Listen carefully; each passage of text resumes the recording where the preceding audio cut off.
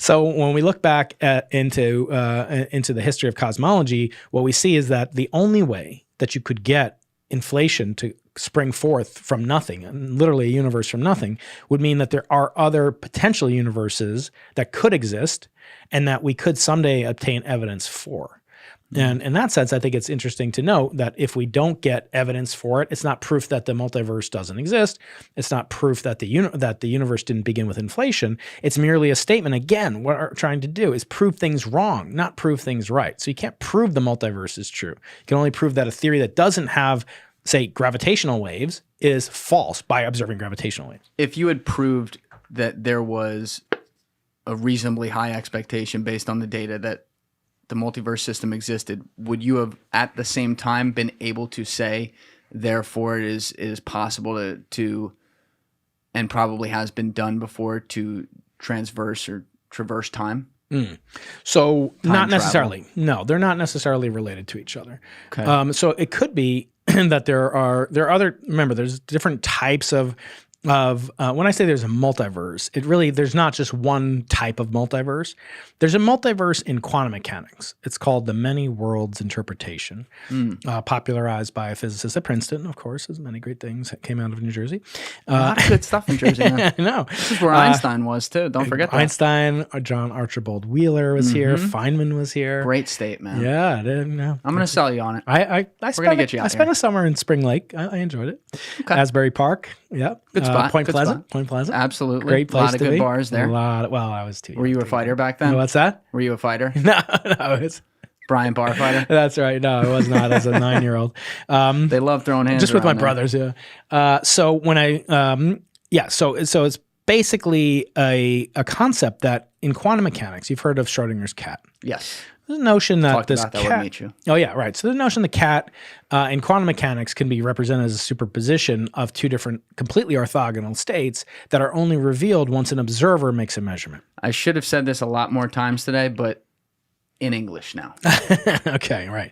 Well, I can do it in Hebrew if you like. I can. Let's start with English. We'll work our way to Hebrew. So what there is in a famous paradox called Schrodinger's cat. Quantum mechanics is a description of the most tiniest abstract element building blocks of nature called particles. And these particles, the most common ones that we deal with are electrons, as I said, and subatomic particles like quarks. But the classic one is an electron. Electrons only have these three properties: charge, mass, and spin. And they're described not by the laws of Isaac Newton that describes, force equals mass times acceleration, how things fall, gravity and stuff. They're described by an analogous equation called the Schrodinger equation. The Schrodinger equation predicts in some sense the probability that you'll find an electron at a given point in space at a given time that the measurement is done. But the key is that these objects evolve, that the state of the electron behaves sort of like a wave where there's an oscillating probability to find it at this state in a given place at a given time. And that it only depends on the interaction between the thing that you're describing, the electron, and something has to observe it. And when you observe it, you so-called collapse the wave function in what's called the Copenhagen interpretation of quantum mechanics. Unlike classical, we don't have an interpretation of classical mechanics. You don't say, well, in Newton's laws of acceleration, force equals mass times acceleration. But in Keating-Kaku theory, it goes like, mass equals this cube root, whatever. We don't have to interpret it. Like, what is the meaning of position? No, we know what it is. But when something's like spread out and diffuse and is only probabilistic, then you have to ask, well, like, does this thing exist when I don't look at it? Einstein used to ask, like, does the moon exist if you don't look at it? So there's an interplay that you don't have, because in classical physics, I can look at this object moving through space and I can plot it, just from the camera, there it's moving, as I drop it. And then I can construct, did that fall at 9.8 meters per second squared under the force of gravity? Did its velocity increase 9.8 meters in the first second? And you will obtain that just from looking at that. What's happening when the camera does this measurement? There's lights in the room. Yes. The lights are bouncing off of here and going into the camera and the sensor in the camera. And there's a time clock in the camera's built in, and you can see how many frames it took to fall, and you can measure it really accurately. Well, what if I reduce this down to the size of an electron? Okay, let's do the same experiment. Let's drop it. It should, in abstract sense, fall at the exact same rate, 9.8 meters per second. But wait, it's not a point. It's not even a well-defined boundary or border like this meteorite has. There's a fuzzy probabilistic cloud. That's one problem. Here's another problem. When the lights from the overhead lighting rig, the very expensive and incredibly beautiful lighting rig here in the studio, when they bounce off the electron, that changes the path of the electron because they have a lot of energy and momentum compared to the size of the thing you're talking about. Unlike this thing. This thing doesn't change that at all. Not change even not even one micro. Not even at all. Say. No, because in fact, there's probably equal pressure from the vast amount of other photons that are also hitting it from other directions. So the art, and then you could say, well, what if I don't look at it? Well, could that affect its properties? No, the best you can say is there's a probability for it to behave just like it's a brick falling or a meteorite falling through space. And so what there is in quantum mechanics is this interpretation. You have to say, well, when I look at it, what happens to its position and momentum? Here's another way to think about it. Imagine you're in a room and it's completely dark, and we put on this table here a ping pong ball, and I tell you it's moving around. And I ask you, Julian, tell me exactly what its velocity is and tell me exactly where it is. How would you do that? Just with your hands. Oh. So here's the ping pong ball. It's rolling around in here. I would do it by pointing, but you wouldn't see me hypothetically. No, it's totally dark. It's totally dark. Yep. So how would you do it? I might use like sound to be able to show you it's rolling from here to there. Okay. Something like that. Let's say you do it with sound. Echolocation is what it's called. Another way you could do it is, let's say, close your eyes, it's moving around, and you put your hands around it, and you keep making your hands smaller, and then finally you measure it, right? So now I measured it. I know exactly where it is. But what do I know about its velocity? I don't know anything. Well, that's what I was saying. Okay. But even with that, you're hitting it with sound waves. Yeah, it's changing its velocity, it's guesswork. Right? So the lighter and the smaller and the less massive these particles get, the more you disturb it by doing a measurement. So what Schrodinger's cat kind of attempts to say is that in one interpretation, the cat could physically be represented as a living cat and a dead cat. And the cat dies, by the way, of when you, every so often, there's a radioactive beta decay, nuclear decay that shoots and gets detected by a Geiger counter. Here's a click. It breaks open a capsule of cyanide, and that kills the cat. The question is, what is the cat's state before you open it up? Because the decay of radioactive nuclei is purely quantum mechanical. There's some way, it's just like the electron. But the cat's living or dead is a classical phenomenon. All the molecules of the cat are dead or alive in this scenario. So when you open the box, you look at it, you collapse the wave function, and you force the cat to either be alive or dead. So that's in the Copenhagen interpretation. In what's called the many worlds interpretation, the cat in one universe goes and is off in the living state for all time. You never collapsed it. It never changed. It never was dead at any time or superposition. It doesn't have to be in the superposition. And in the other one, it goes into a state where it's dead. And that's in another universe, it's dead in that. So there's a multiverse of quantum mechanics as well as a multiverse of cosmology. And yes, it's more complicated than all the Marvel movies written with the word verse or multiverse or Spider-Verse. Yeah, it's very complicated, but it's very interesting. And again, the reason that these stakes are so high is that because if we had observed these waves of gravity, if we had been verified, or if my future experiment, the Simons Observatory, does observe these conclusively, again, it doesn't prove, but it gives credence to inflation. And inflation comes, as a big word, concomitant. It always comes associated with the multiverse. In other words, it's almost impossible to have, and you can talk to Lawrence about this when he's here, it's almost impossible to have inflation without having the multiverse. So therefore, the stakes get even higher, right? On one hand, we would have detected gravitational waves for the first time in this way. That won a Nobel Prize 3 years afterwards, what's called LIGO. And then it would have been a detection of inflation, which is the spark, the match that ignited the Big Bang. That's like a second Big Bang, second Nobel Prize. And then it would have been indirect evidence, as I say, for the multiverse, which, who knows how many Nobel Prizes that would have been worth. How many years of research from the first time one of you guys thought about it in a room to the moment you guys figured out it was wrong went into BICEP? 15 years and probably $8 million and many trips to the South Pole and many people's career. But again, it wasn't wrong. And actually, it is the best experiment still of its kind ever done, even better than my current experiment, which is the Simons Observatory. It wasn't wrong. You just weren't able to observe what you were testing. We observed exquisitely, measured the properties of dust in our galaxy.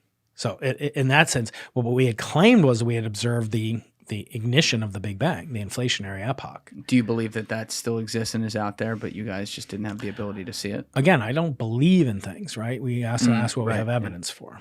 And so we don't have evidence for it yet. We have circumstantial evidence that's very strong, that's suggestive of the fact, or else we wouldn't be building the experiment, that the best, the explanation that seems to explain the most disparate phenomena is inflation, but this will be the smoking gun. In other words, you come to the scene of a crime and you're like, there's a dead body. How did he die? You don't know. But if you see there's a gun and there's smoke coming out of it, these waves of gravity are like the smoke from that gun.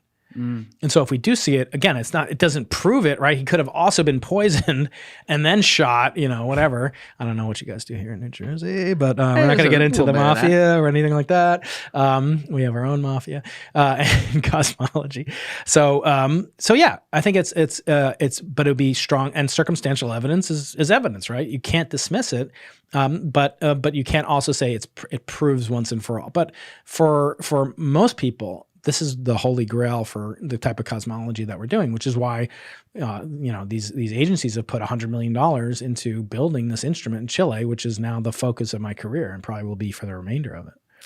What was that moment like when you realized you were observing dust, and how quickly did it happen? That's a great question. It was always a question in the back of my mind and all of our minds. I mean, they're all great scientists. I had been sort of removed from the leadership of the experiment after the suicide of the principal investigator of it. It was my mentor, Andrew Lang. Oh, he committed suicide. Yeah. So I'm sorry to hear that. Yeah. So he committed suicide only a few weeks after we had gotten the instrument working at the South Pole, and it was just a tremendous. But he was like a father figure career wise to me, and he would also, he was a very good personal friend of mine, and I was very devastated by it. Left behind 3 kids and just a hole in millions of people. I mean, he was like the quintessential, like, uber scientist, I would say. Like, look, remember that guy, like Mad Men, what's his name? John Hamm. He's like just... Don Draper, yeah. Don Draper, yeah. He's like right behind you. Super... Oh, yeah? 2 pictures right there. Oh, yeah, there he is. Right.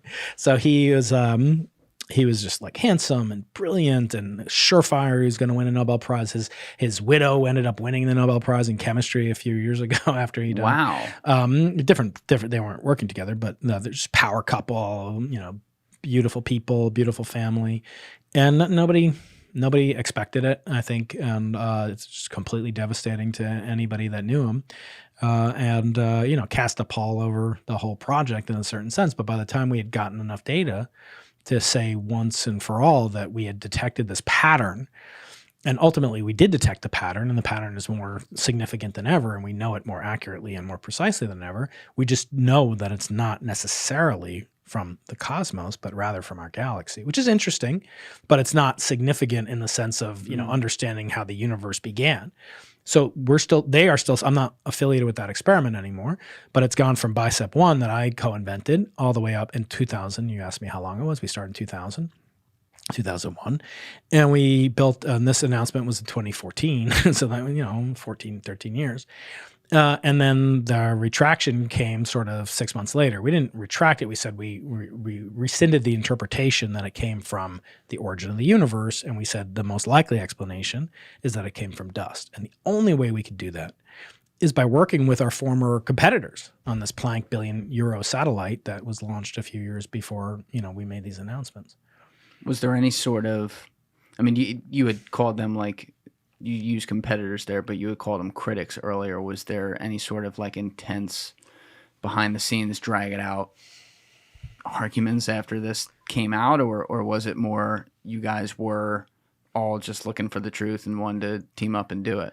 I mean, I've been kind of surprised how little blowback we've gotten, or the leadership. Again, I didn't make the decision to have a press conference and, go to the New York Times and so forth. Even though I had started the predecessor experiment, and I was still involved with it, and my students were still working on Bicep 2.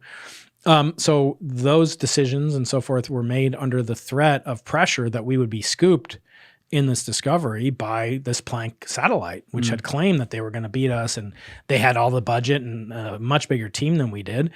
And they were in space, which is, for technical reasons, much better than being even at the South Pole, which is a great location for doing this type of work. So the critics came in a variety of forms. So we published this paper online. It wasn't peer reviewed when we made the press conference. That's how nervous the leadership was about getting scooped by Planck, and that they wouldn't share their data with us before release also probably gave them some concern that they were about to get scooped. So they went ahead and published it, and it was actually not peer reviewed for many months afterwards. And then a few months after it was peer reviewed, accepted, and published, then it was basically retracted by working with these with the former competitors. So, but there were other critics that were, basically saying that we had made these flaws and made basically blunders, not astrophysically wrong, that we had basically done bad scientific research, that we were wrong and not good scientifically. Thumb on the camera. Yeah, basically that we just totally overlooked the most basic, Astro 101, flubs and bloopers. And they were just critics. And I would say they don't count. And so that's the critic in the, that's not in the arena, right? But, it's better to own the telescope and own the arena than to sit on the sidelines, throwing rocks of dust at you. Yeah. And what you had hinted at it a few minutes ago, but what are you working on now? So once you realize that the signal is going to be accompanied by this imposter that can mimic the signal that you're looking for, it's kind of like fool me once, shame on you, fool me twice, shame on me. So now we're aware of it, we're on notice. So every experiment that's looking for the inflationary gravitational wave background, the signal that could be the harbinger that inflation took place to ignite the Big Bang into propelling the universe to expand for basically the foreseeable future.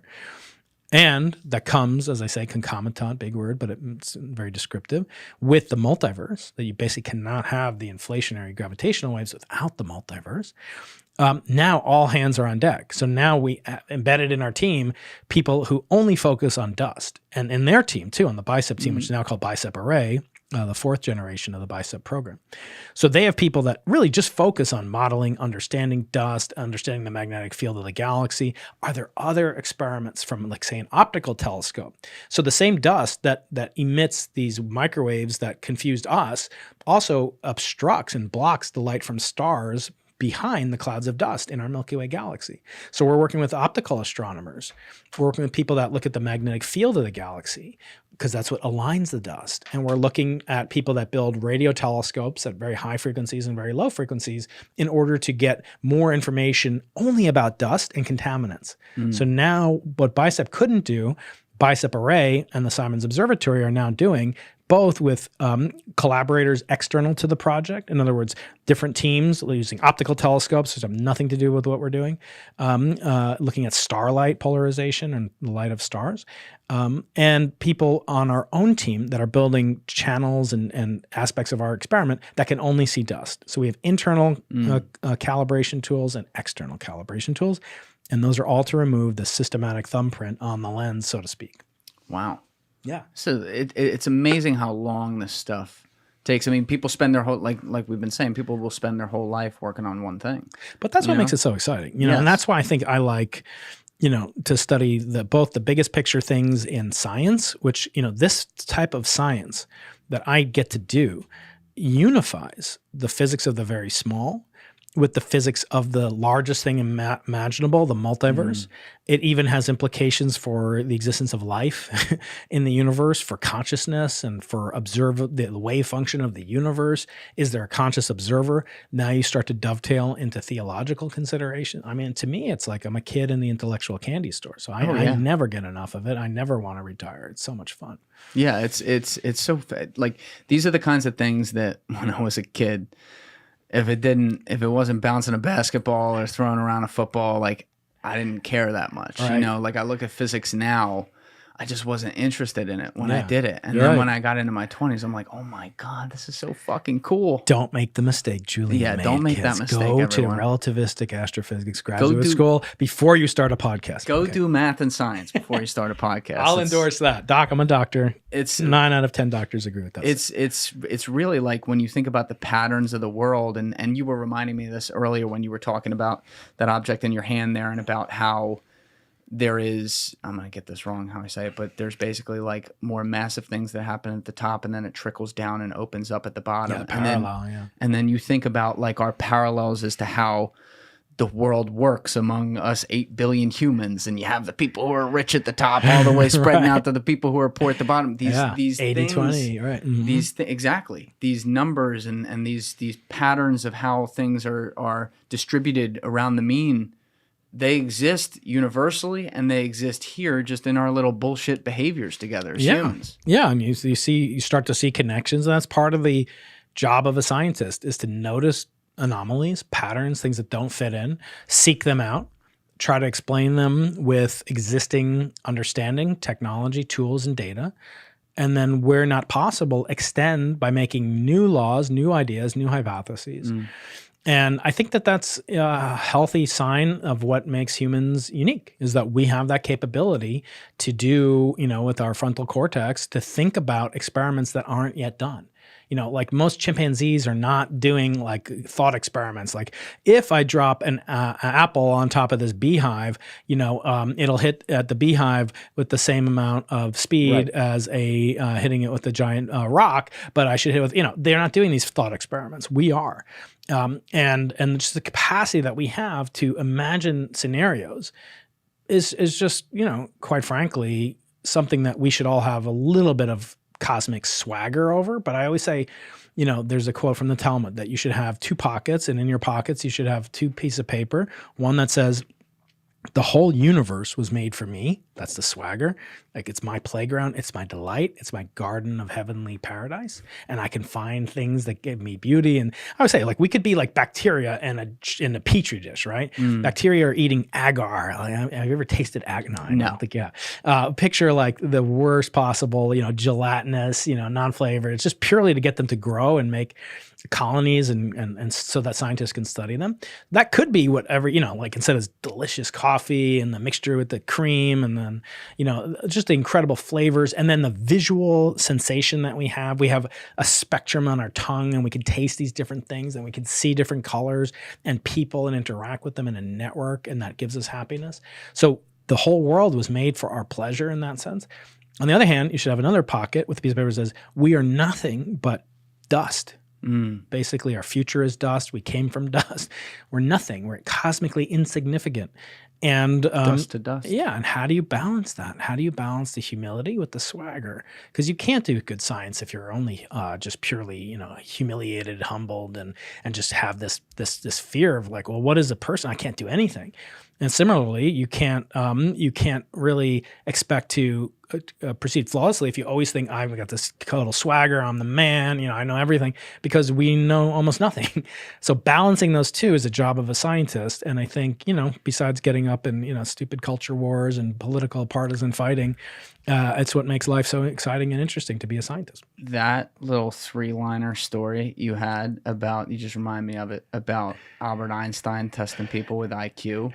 I think I've told that to like 40 people since I heard that. That's one of the best things ever. Yeah, my father used to say that to me. Where basically like someone walks in, says to Einstein, I want to talk about science. He goes, great, what's your IQ? He says 140. He goes, awesome, we can talk about string theory, this or that. Second guy walks in, says, oh, I want to talk about science. Einstein says, great, what's your IQ? And he says 130. He goes, awesome, we could talk about relativity, this and that. Third guy walks in, says, I want to talk about science. And Einstein says, great, what's your IQ? And he says 100, and he goes, all right, we'll talk about the fucking culture wars. That is, man, does that explain society in so many ways. Because I know some of it, like, you have to get to, we're talking obviously a little bit outside the scientific realm right now, but, you have to get to some consensus on how to play nice in the sandbox together. I understand that. But we spend so much time bullshitting and fighting over, who tucks their sack back or not. And it just gets so exhausting, and I don't care. Yeah. I can imagine guys like you in your field who are busy trying to figure out the most important questions of the world, turn on the TV and hear what these two assholes are fighting about for any given 5-minute soundbite. And you're just like, what am I even doing here? Wow. These people are the same species as me? It's crazy. Yeah, it's frustrating. And I think, the only person you can control is yourself. And most of us can't even do that very well. And I think, to dedicate your time in the right way, in the proper way, and just concentrate forever with meditative, Sam Harris like ability is beyond most people. But I think to the extent that you can synthesize and harmonize what you do for work, and that you can get meaning out of what you do, and also significance about what you do, I think that's really powerful. I don't think that I would have, I wrote my book long before I had a podcast. But at the same token, I think I get a lot more satisfaction out of those types of things because, for the mere fact that you can spread education, my job, education is interesting. The word education means to pour out of. I'll demonstrate here. No, we would never spill any liquids on this table, right? We already did that. So it means to pour out of, not to pour into. Most people think, I'm going to jam all this educated knowledge, this street smarts. You got street smarts, you don't have any book smarts. So pouring it in, no, you're actually bringing out of. But now, who was born knowing, knowing abstract algebra and relativity and group theory? Nobody. So you have to be mindful that you have this opportunity to do it, but you're also not expected to understand all of it, nor are you expected to desist from it. So for me, I often talk to my colleagues and I'm like, why don't you put out a YouTube video? Why don't you do something? Why don't you, besides this paper that was read by 6 people, all of whom are your friends or your former students or whatever. Not everyone's as good on camera as Brian Keating. But that's not the point. I wasn't always good on the camera either. When my first book came out, I had all my editor at Norton and they were like, oh, you should start a channel and start being an explainer and you could be the next Neil deGrasse Tyson and do all this. And he was published by the same publishing house, Norton. And I was like, I don't have time for that. I'm a real scientist. I got to work. I got to put out these papers. I got to advise graduates. And I still do all that. But I've come to see that it's my moral obligation, that I get paid to do this job.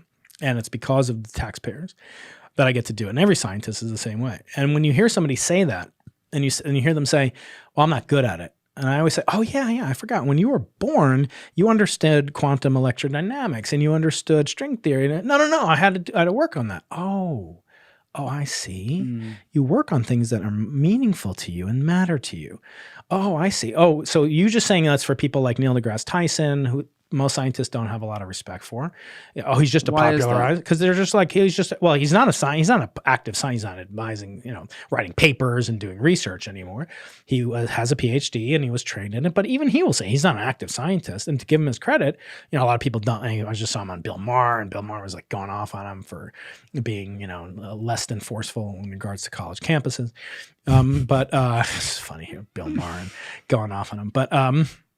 But Neil will say, if you come and ask me about what's the latest development in string theory and, and whatnot, he'll say, go talk to Brian Greene or, an active scientist, not me who's doing star talk and popularization. So I have respect for people like that. But to say that you can only do that, only do outreach and do a podcast or make a video or TikTok or whatever, if you're Neil deGrasse Tyson, who I don't respect because he's not a real scientist, is what people say, not me. Then go do it your damn self. All right. So that's true. And but by the same token, what if they would say, well, I'm not Einstein, so I'm not going to even start doing physics. Well, Einstein wasn't always Einstein. He wasn't always, the God equation. And Kaku wasn't always Kaku, and Weinstein wasn't always Weinstein, right? So from this perspective, if you start off with this again, the humility has to be balanced with the swagger. I have the same number of chromosomes. I have the same number of muscles and body parts. That doesn't mean I'm going to be Joe Rogan in the ring or as a podcaster. But if I say I'm not going to do, because I can't be the best at it, I'm not going to do it, or because it's hard for me, that's the joke to me. It's like, yeah, well, so is going on a diet, or so is, teaching your 5-year-old to ride a bike. These are not easy things, and humans have to be generalists. We have to know a lot about many different things. We're not insects. Heinlein said, we're insects, or for specializations for insects, not for human beings. So you should be able to change a diaper, write a novel, fight in a war, and, in my case, look through a telescope. Yeah, I've never really bought the argument about not being able to teach it and that whole rivalry that happens, because someone has to get kids in this country interested in this stuff again too. You got to get them dreaming and asking the questions we used to ask when we were young, like what are the stars, what's going on in the sky, and also what built a lot of this country. I mean, we just had a movie come out over the summer, Oppenheimer, about the guys who invented the nuke during World War II, which effectively ended that thing. I mean, physicists and science are at the middle of everything that happens. And so, I've heard that criticism like a lot with Kaku, but like a guy like that, forget Tyson for 1 second, but like Kaku spent years doing science, and now, say, for the last 2 decades, he's focused very hard on being, as he describes himself, a popularizer of the subject. And what I like about him is he will take a lot of complex things and make it simple. He will make it fun. He'll tell a story with it. You know, he knows very well how to explain some of this stuff, and he'll do it 100 times over so that a kid can be like, oh, that makes sense. You know what I mean? And so we have to celebrate that. We should be celebrating both, in my opinion. We should be celebrating the people who are trying to break those frontiers right now, which is not necessarily something he's actively trying to do anymore. Yeah. And we should celebrate the people who are getting kids to go, wow, this is cool. I enjoy that. Yeah, but of course, the subtext that, I'm going to push back with my rugged good looks and handsome criticism, but I always criticize with love. But I actually think that's kind of, they call the benign bigotry of low expectations. Like if you say, well, you stay in your lane, which is, distillation of what you're saying, I think it does some damage, not only because you would have, you wouldn't tell, like, imagine you meet some cool, smart, young, girl, and she's into YouTube, and she's really into YouTube, but she wants to be a physicist. You wouldn't say, well, like, just keep doing the YouTube thing and don't go to graduate school or don't go, right? So you wouldn't tell her to stick in her lane. So I guess but also for my students that are, many of them, I've had 40 different students from foreign countries and all around the world, every continent, including Antarctica. Really? I've had students on, yeah. From Antarctica? Well, they weren't born there, but they lived there for many, many months, yeah. Where do you even live? That's where we live. So I described it in my book, Losing the Nobel Prize. Interesting. So yeah, one of my students lived 6 months at the South Pole. Basically, he almost became a permanent citizen. 6 months. Okay. You think Hoboken is exciting? You wait till you go to the South Pole, baby. But these students, they get an exposure to another dimension of their persona, their ability to communicate. If you can't explain it to, as the stereotypical grandmother, then you don't really understand it. You may understand it, but you may feature what Pinker calls the curse of knowledge, where you're just so erudite and so brilliant, you can't understand what it's like not to know something like that. You may get so siloed and that you just talk in the echo chamber of academia that you don't know how to relate to a common person. I always say, like, imagine you came up, you're hired, a producer for the show, and you say, I want you to do X, Y, and Z. And then maybe they do it and maybe they don't. But whenever you ask them what they do, they say, oh, you can't understand what I'm doing, Julian. You think you can understand with the magic that I am. I'm so specialized, these tools and techniques and behaviors that I have manifested. You'd be like, I'll go and get another producer. Like, you're going to treat me, that's a chutzpah. That is not acceptable. And yet we let scientists do that, basically saying, like, if it was, as Feynman used to say, if it was easy to explain to you, it wouldn't be worth a Nobel Prize. No, I think you really don't. But he would also say, if you don't explain it to your grandmother, you don't understand it. So we have to balance that. But we shortchange our students by not forcing them to. I had this, online argument, I guess, with this guy, Brent Hull, I think, Brett or Brent. Anyway, he wrote, he does all these podcasts with Naval Ravikant, and they're BFFs, I guess. And he was, oh no, like, it's the opposite of what you did, like, you became good at podcasting, and then, after you were a scientist, now you're telling people not to do that. I'm like, what are you talking about? All I'm saying is it's good for your students to get exposure to public speaking. One of the things I do for my students that come from foreign countries is I pay for them out of my own pocket to go to Toastmasters, Oh, wow. So, like, what are they going to, like, they came from Thailand or China and they're now learning to speak, and maybe their accent is still going to be just as strong, but they're going to be comfortable making a toast and making a joke in public. You know how much, your first podcast is probably unwatchable by you, right? Oh, mine is like that too. So you get those at-bats out of the way early on. And then when they do have to speak and they're speaking for their career now, having the background where they got, they made the mistakes on a podcast or on a TikTok video where 90% of young people are getting their news.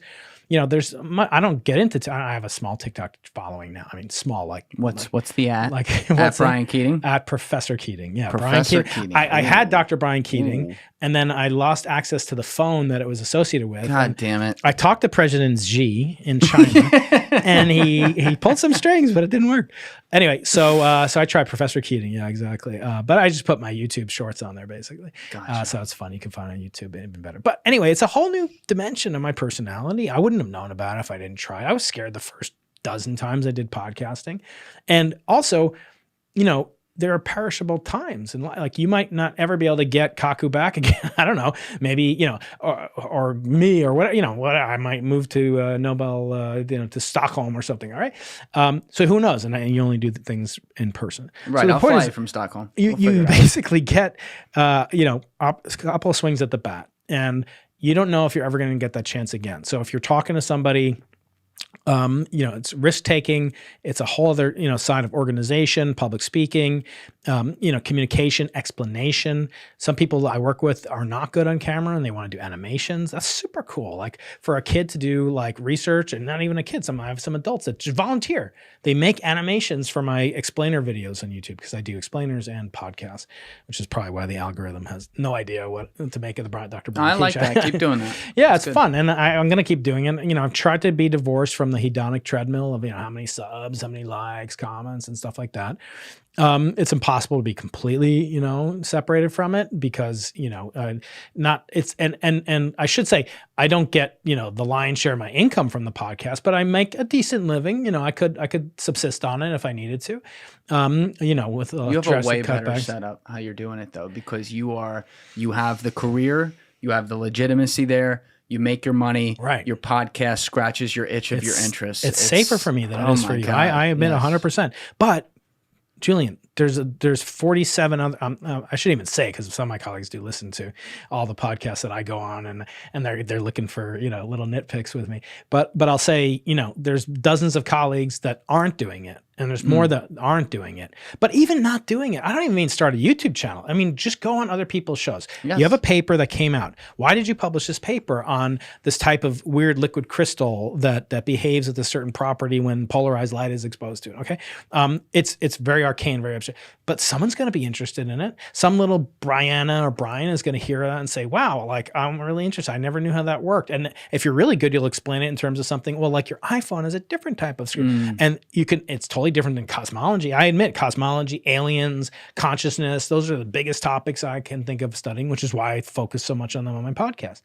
But there are other things, and a good guest, as you said, you get people to come in here that maybe aren't the most famous, you know, blown up people, the Hubermans, the, you know, whatever, but you get them on the show and they tell stories and they're good storytellers. And then they get there. That's what happened to Paul Rosalie. That's you right. know? Yeah. That's what happened to Andy Bustamante. Yeah, exactly. And yeah, I mean, and by the way, you're doing a kindness, a hesed, as it's, you're doing a kindness for them, because who knows if that's part of their future second mountain, their career, Sure. you know, part two, and to not do that and not go on other people's podcasts. I've had on like the most dry, boring. If you read his papers, you'd be like, this guy is, and he's super cool and interesting. When he talked about the podcast about superconductors and room temperature superconductors, and that was his first podcast. He asked me recently, when am I coming on again? because you can bring it to life. It's fun. You can bring it because I'm to having life. fun. You cannot beat somebody. I had Gad Sad on my podcast recently. He's another great guy. You should have him on. He's up in Montreal. Is he the mind virus guy? He's the parasitic mind. That's right.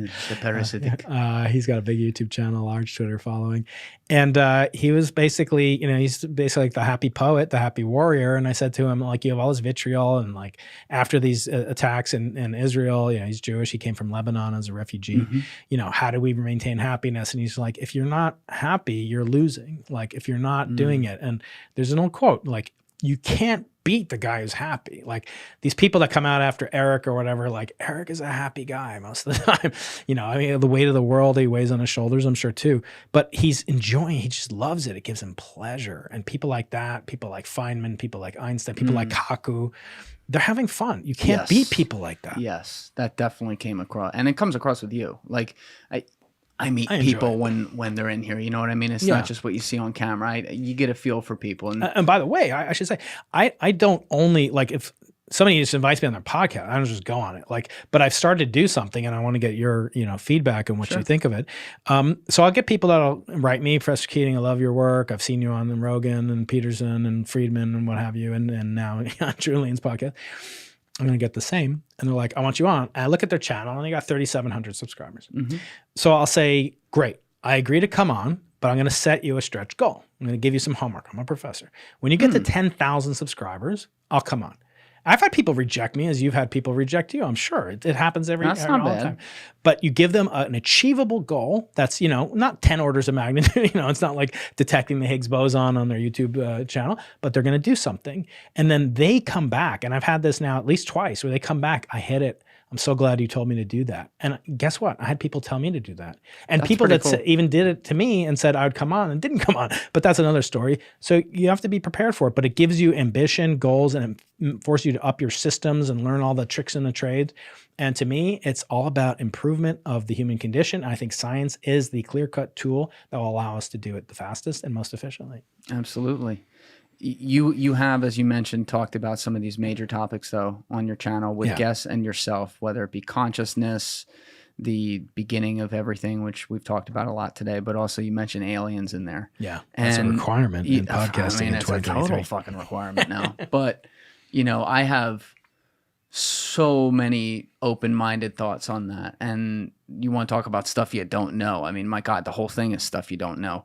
But we've seen a lot of news this year. We've seen congressional hearings, which in many ways are unprecedented as far as the scale of what we saw this year with Grush and stuff like that. But as a scientist, have you seen anything that points to, I'm not going to say definitive proof, but strong evidence to show, first, that A, we are the simple one, we are not alone in the universe, and B, that some of these things that are being reported, the phenomena actually are true and did happen? Yeah, I mean, the most contentious part of my interview with Joe Rogan was about this topic. And it was interesting because I think there's a lot that we agree on, and then there's a lot that he will just use kind of these tropes and superficial arguments, which I've heard for a long time, which aren't, truly superficial in that they've been attributed to luminaries and heroes of mine like Carl Sagan, which is basically, I call that like the surface area argument. There's so many planets, there's so many stars, there's even more than Carl Sagan ever knew about, when he died in the 90s. And he used to say, if there's nobody out there, it's an awful waste of space.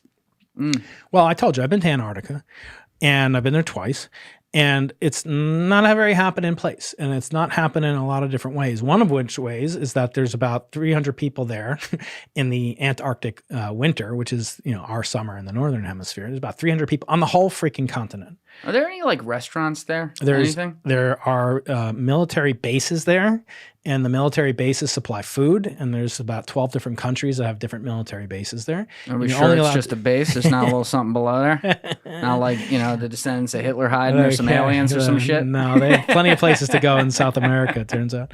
Yes, that's unfortunately true. Yeah. So when you go there, you basically resign yourself to not seeing any other, people besides the 49 people that might be in your particular military research base. Where we go in the United States owns the South Pole because they're doing scientific research there. You're not allowed to mine minerals or construct military airfields there. It's just the military built the research facilities because they're the best for logistics like that. So when you go there, there's basically almost no. And now, not only are the only life forms that you see at the South Pole human beings, there's absolutely no other forms of life, effectively. In other words, you don't see birds flying overhead or penguins walking by. The South Pole is 700 miles away from the coast. So it's incredibly remote. And Antarctica itself was only discovered like 150 years ago in the late 1800s. People never discovered it until then. I've never looked into that. Yeah. Now that you say that, holy shit. They never reached the South Pole until 1911. It's less than 100-year-old, continent and it's just barely been explored. Now, if you just said the same Sagan argument that it's a waste of space, you would say that, well, Antarctica must be a waste of space because there's only 49 people on the whole, 200 people on the whole continent. The whole continent only has 200 people on it. It's the size of like 3 Texases. Okay? But it's so small relative to the universe. No, but I'm just saying, just take there's 8 billion people on Earth, right? There's trillions of microbes on Earth, right? Trillions. You're more microbe than you are human, but right? it's fucking cold down there. But so what? We know what we've learned about life is that life finds a way, right? Like Jeff Goldblum said, life finds a way. Life works. You didn't think about what you should do. You just thought about what you could do. So channeling my Jeff Goldblum. That was pretty good. So yeah, we guys stick together. So when you think, but when you make that kind of argument, you're assigning what's called a uniform prior. You're basically saying that like the probability for life should be the same everywhere. In other words, we are a form of life, and then any other planet like Earth should be basically as probable to find life there, right? If I told you there's an identical copy of Earth, forget about like what else is there, if there were dinosaurs there or not. If I just said there's an identical copy of Earth and it's in some other solar system, Proxima Centauri b, okay? And I said, it's identical. It's the same distance from a yellow type star. It's in the habitable zone. There could be liquid water there. There might not be liquid water. There could be ice there. It could not be ice. There could be carbon dioxide. What would you say the odds are that life would exist there? Would you say it's 0? I mean, you definitely couldn't say it's 0, right? It's not 0. Right. Would you say it's 100%? No. No, so somewhere between, okay? And that's all you can say, right? 0, no life, you talk 100%. about not proximate. Holy right, shit. Exactly. Yeah. So now you look at that and you say, well, look at the planet Mars. And I made this analogy on Joe Rogan. Mars is right next to an Earth-like planet. In fact, it's very Earth-like because it's Earth. Earth and Mars exchange particles for billions of years. We've been exchanging material. I have a meteorite that I didn't give to Joe Rogan, and I'm not giving it to you either, but it came from Mars. It didn't just come from the supernova that blew up that made this one that I gave you at great cost and personal risk to myself, bringing it through customs. And I got to like put that through something. Your mass spectrometer here. But despite that, there's no life on Mars. I can say, well, Mars is different. It used to have liquid water. It used to have, abundant liquid water. It still has frozen water. It has carbon dioxide. Was that evidence for life? I mean, if we see carbon dioxide on another exoplanet, we think it's potential evidence for life. Sure. It certainly doesn't forbid it. So for all these reasons, there's some probability that you should say that if life is abundant in the universe, there should be life on the planet literally next door to the only planet we know for sure has life. And yet there's no evidence for life now. There's not even evidence for life that existed in the past. That in itself is not proof that life never existed there or that life couldn't exist there in the future. But again, we can only go with what we say right now. If I put a gun to your head and I said, I'm going to take away all the YouTube Plush Studio and your play button and everything. I said, I'm going to put a gun to your head. What is your factual knowledge, not your belief? What is the evidence for life outside of Earth? What would you say it is? It has to be 0 or 1. What would you say? With 0 or 1? I don't think I can say 0 or 1. You wouldn't say 0? I mean, is there evidence for life? I'm saying if you're saying the answer can only be yes or no, is that what you're referring to there? With 0 or 1? Yeah. Is there definitely life outside of the Earth or definitely no life outside? I couldn't say either. Really? There's evidence for life outside. I mean, have you ever seen evidence for life outside of the Earth? Because I haven't. That's what I'm saying, though. We only know such a limited amount because we haven't even gone to Mars yet, and it's a planet right next to here. We've sent rovers and stuff. Yeah, no, I agree. But the fact is we only have evidence for life on Earth. In other words, if I say to you that there's life on Mars or there's life anywhere on any particular thing, it only makes the probability a little bit bigger to say that there could be life. Right? You're basically making this argument that because the universe is so big, there could be life in the universe. Okay, but what if within our solar system, let's say across our planets, there's no real life on anything else, which is a distinct possibility. That is one solar system in the context of a galaxy, in the context of a series of galaxies, in the context of a universe that we can't even know the limits of. And I've always thought it's incredibly narcissistic to assume that out of everything, this place with the 8 billion people and the lions and the elephants and all the animals and the fish in the water, this is where the life is. And there isn't, forget just life, but there isn't a brilliant life form that exists somewhere else.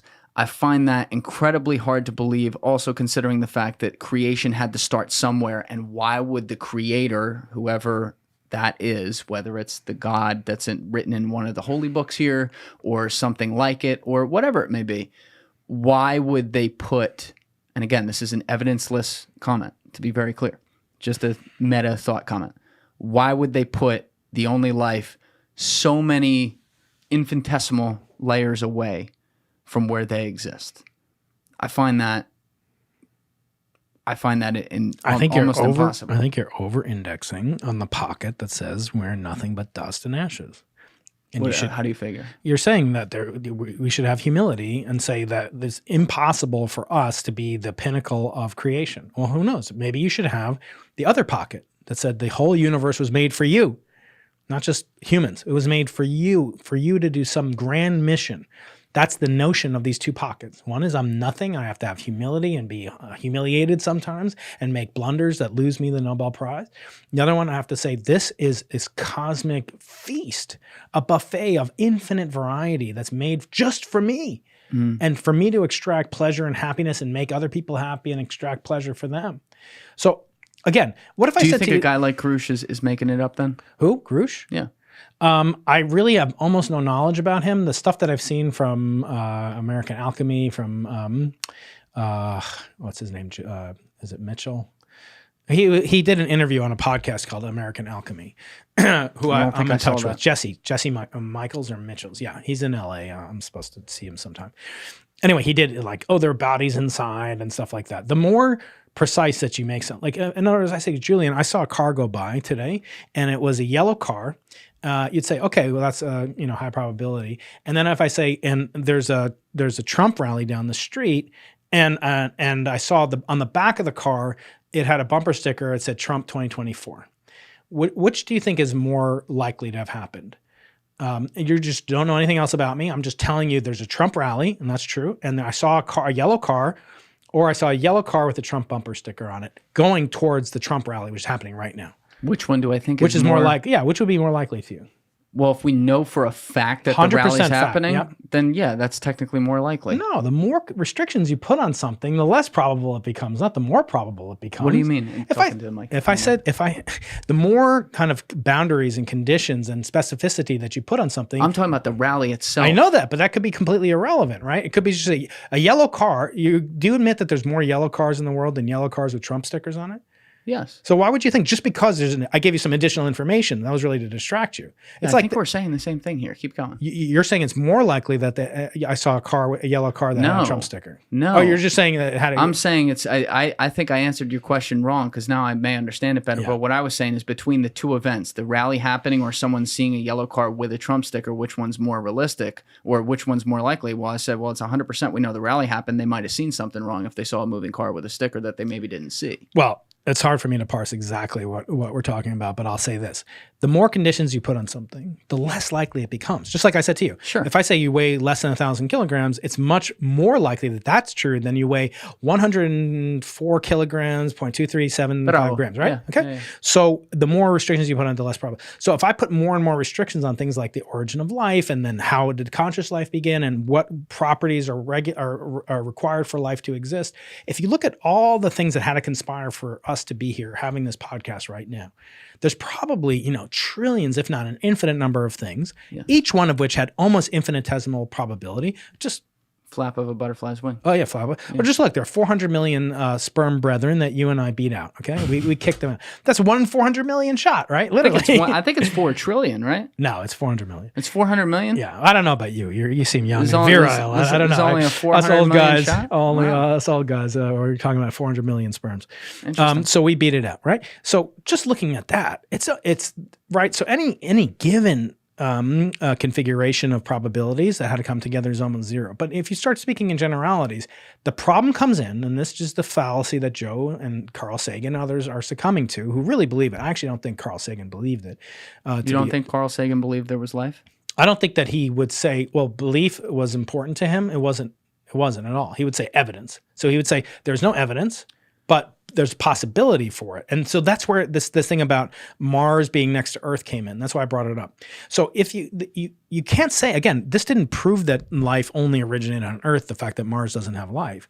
But if you put a whole bunch of these things together, if you said no star within 70 light years of us has any evidence for extraterrestrial intelligence or life or anything like that, then you say, well, it's only 70 light years within a Milky Way that's 100,000 light years. Okay, keep spreading it out. There are people that do these calculations, and they find the following statistics. And these are people that believe, or if you like, want to believe that there were and are aliens in the universe, civilizations, technological, which I think there's certainly no evidence for any of this, right? I mean, that there are evidence for alien planets. Let's say Grush is right. Evidence that you've been able to see. That I have been able to subject or has been subjected to a scientific rigor commensurate with the scientific method that I practice and my colleagues practice. That's right. Even Drush doesn't say that he saw it. He says that he knows the people that saw it, right? I'm not denigrating what he says he saw or what he believes. He's certainly more of a hero than I am on a YouTube channel. But for him to come out and say it at great risk, et cetera. But it's not evident. It's not scientific. It's not replicable. It's not falsifiable in the same sense, right? He's saying that people saw it. So I can say that some people said they saw stuff that didn't, I don't have his security clearances, obviously. But look at all these different things that have to come together in order for life to exist on another planet and for technological life to exist and so forth. And I start to think, besides the visitations from Earth, is there any other, which is disputed, right? Nobody's saying for sure Grush is right, or Sure. I have it on Ryan Graves, the pilot who, with his colleagues witnessed certain phenomena. Yeah, I there. think he saw DARPA weapons on that one. It could be. Yeah, he's a very interesting guy, and he's doing good work. And it's kind of like global warming stuff. Like, even if you don't believe global warming is truly happening and it's caused by human beings, reducing carbon emissions will have some benefits to human health and pollution and ancillary, right? So even if Ryan's wrong and they saw DARPA stuff, it'll make the lives of pilots and commercial airline travel and so forth much safer. But I'm really straying far afield. Let me just say this. For us to believe that there is visitation by advanced extraterrestrial intelligences requires a host of different things to have occurred, all of which would make me incredibly excited as a physicist, because it would allow me to short circuit maybe thousands of years of evolution as a scientist. It would just be like, string theory's wrong. Sorry, move on to something else. Could put more money in cosmology. There'd be so much advancement in technologies. So physicists have a confirmation bias of a vested interest in this being correct. But look at some of the biggest doubters of the extraterrestrial intelligent hypothesis. These are physicists as well. Even people like Avi Loeb and stuff, he won't say that he believes that these are definitive proofs of extraterrestrial intelligence or physics beyond the standard model or other things. He will say that these are things that we need to collect more data on, and that's why he's building these telescopes at Harvard and around the world and trying to collect samples from the bottom of the Marianas Trench or wherever he is. And Papua New Guinea to try to find, the shrapnel left over, because there's so few artifacts. Astronomy, cosmology, searching for alien life is amongst the most challenging things there can be to study. If I want to study some nematode worm, okay, there's trillions of these worms or bacteria. I can do an experiment, pour some, vitamin C on one, don't do it for the other. And one dies, one dies. You can do experiments. How do you do experiments in the cosmos? There's only one, or the universe, one. How do you do experiments with like Oumuamua, which cruise by at, a good fraction of, 10 times faster than any commercial spacecraft that has ever traveled? You can't. It's a one-time only thing. It makes what we do so hard to do. And therefore we project onto it what we want to see. And that's the cardinal sin of a scientist. It's what got me into trouble with the dust findings and so forth. You saw what you wanted to see, or I did. But let's say you're right in the theory about bicep, which right now obviously can't be proven or anything like that. But let's say you are, and you figure out that due to inflation, we therefore have a multiverse. Does that then bring us onto the plane of, when we define an alien, it's just something foreign that we don't think is from this Earth. We don't necessarily know where that comes from, whether it comes from another galaxy and figured out how to traverse wormholes and time and shit like that, or whether or not it could be some sort of future human or some sort of future iteration that exists from the presence that we're in. If you were able to prove that, though, if Bicep were able to come through and eventually find the right measurement to be able to find inflation and therefore say, aha, we may have multiverse is there. Platypi. Would that then point to the fact that we could have people present here right now who are, as we might know them, half biological entities, whatever they might be, that are those who are future humans who have figured out how to switch between multiverses and or time? Wow, you layered in about 10,000 different things. Now you're channeling Tom DeLonge on me with the future humans. So I had him on and about 2 years ago, and I'll just say most of my audience wasn't thoroughly impressed with how he acquitted himself. I actually happen to like him. It's impossible not to like him.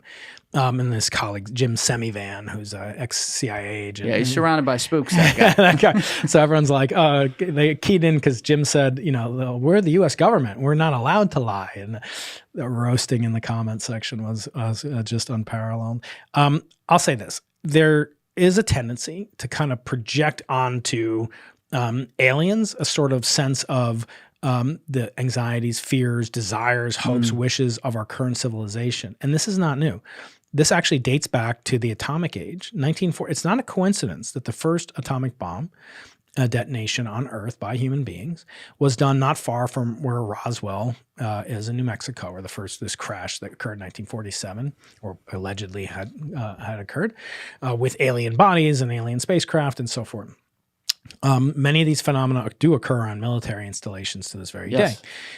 Many of them are also not only kind of denigrated by people of the scientific community, not saying I never denigrate these people that have more courage in their little fingers than I do in my whole body, but I will say that some of the tell to me, to use a poker analogy, we're not far from Atlantic City, is how are they treated by the people on their colleagues and cohorts? You would think that another pilot wouldn't mock, by putting little green men on David Fravor's pillow, or all the stuff that he alleges that they did. And he's correct. I'm not saying he didn't do it. He didn't witness what he did.